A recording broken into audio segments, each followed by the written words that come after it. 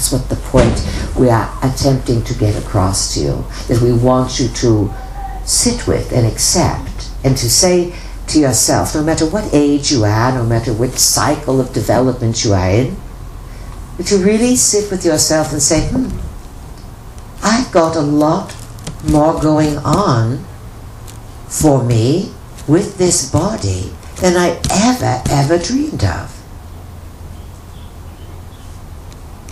Put that in. It's a possibility. It's an expectation of excellence. You tend to reward excellence in terms of the rational mind, in terms of, in modern times, the electronic mind.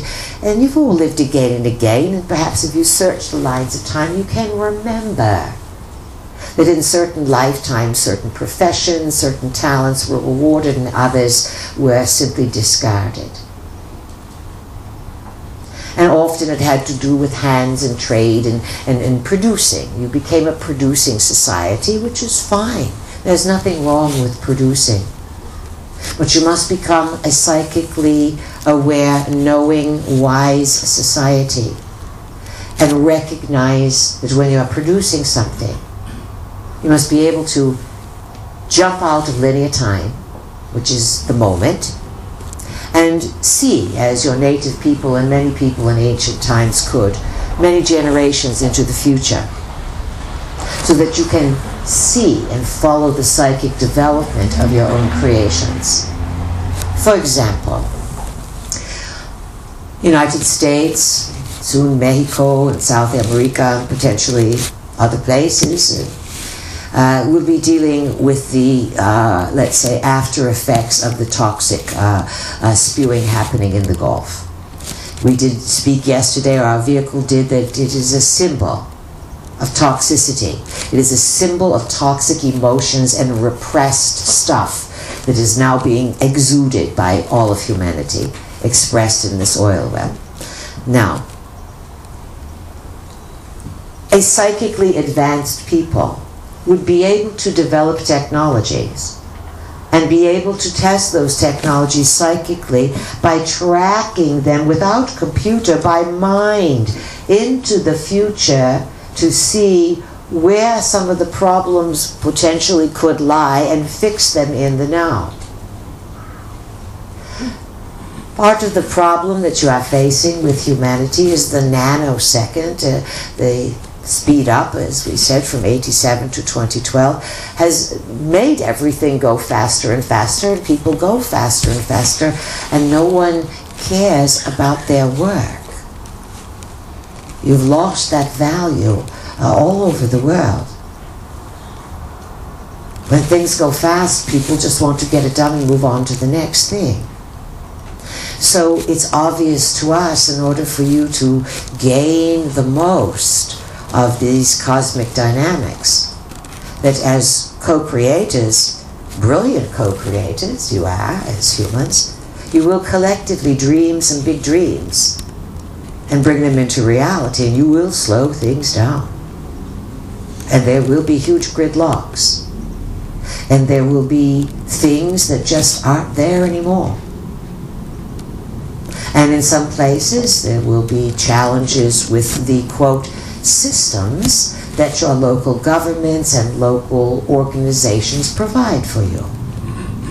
This will create difficulties in some areas, and perhaps innovation and great community and bonding together, and the mother, what is it, necessity is the mother of invention, will really rise. Remember, the attitude that you put out there, all this will work out fine, I know it's about something.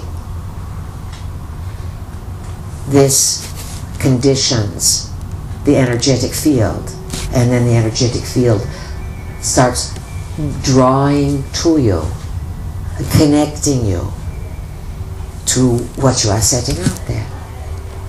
There's no more room for sloppy language, sloppy thinking, because the energies are so quick and so fast, they are going to follow whatever you energize. All right? Yeah. So do you have a good time with this?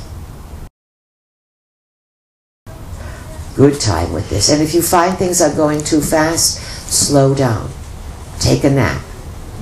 Or just stop. Have a place in your home, as our vehicle said, in your yard. That's your little perch.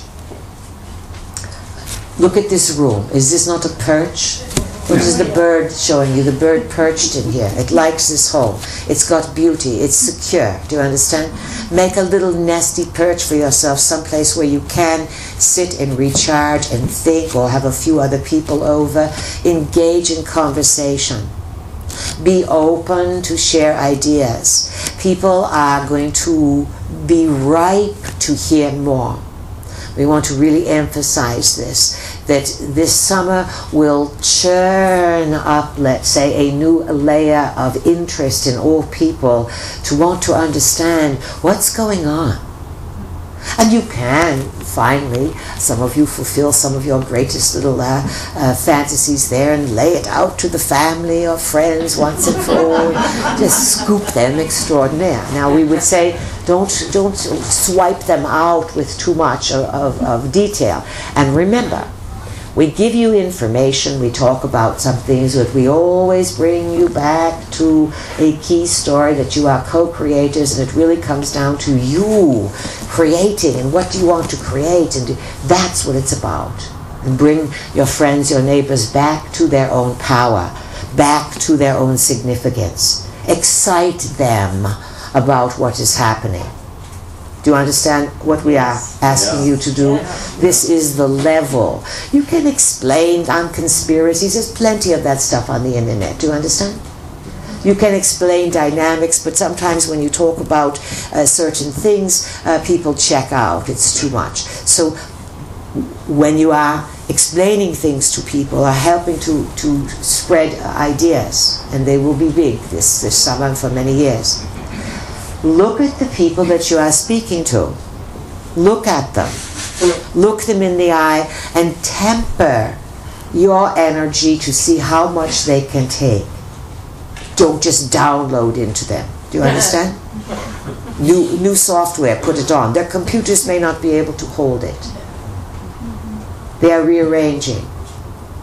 And so you are going to come to a position of really having to initiate others into a sort of more condensed, quick dummy notes for acceleration of consciousness. Do you understand? What is acceleration of consciousness for dummies or something like this? Synthesize it down. In other words, you're going to be able to simplify it. And so just as we are simplifying it for you, there are a few key points. And remember, if you can empower people by letting them know that there's probabilities, that anything can happen, that things are created by the inner world.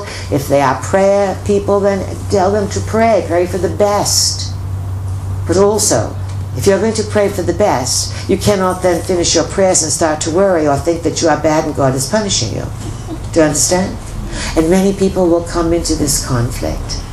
And in some regards, let us say this, we know that what has happened with the Pope and the Vatican, we mentioned yesterday, has been going on for a long, long, long time.